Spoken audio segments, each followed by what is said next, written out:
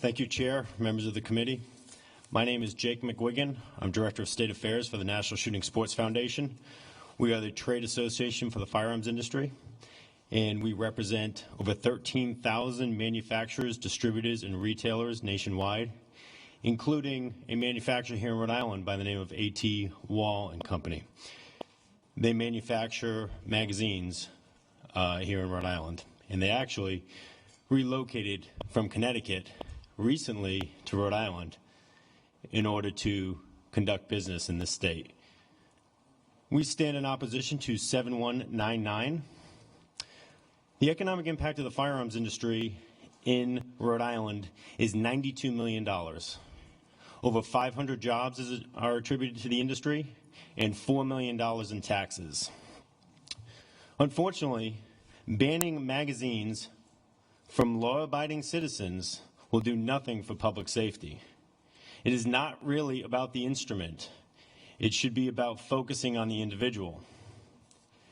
A Police One survey with over 15,000 verified law enforcement officers nationwide was conducted a couple years ago. And 96% of those respondents said magazine limits would do nothing for public safety and to deter crime. These are not the politically appointed administrative officers. These are the rank and file cops that are out on the street. One only needs to look as far back as the 1994 assault weapons ban to find legislation which did little to increase public safety. The Centers for Disease Control looked at the full list of gun control measures, including the assault weapons ban, and concluded that none of them could be used and proven to reduce crime. As Darren mentioned earlier, where does the number 10 rounds come from? It's an arbitrary number.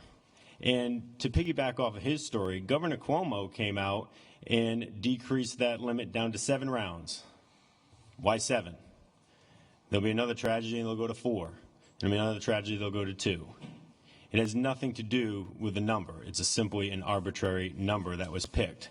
And for that purpose, accomplishes nothing to little. We all must work together to help prevent those who exhibit reckless disregard for human life and values and stop the unauthorized access to firearms for criminal purposes.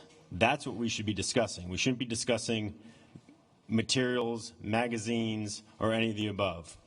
So as a representative for the firearms industry, we oppose 7199, and we have the president and CEO from A.T. Wall who will discuss how that will impact his business specifically, and I'd like to let him address that.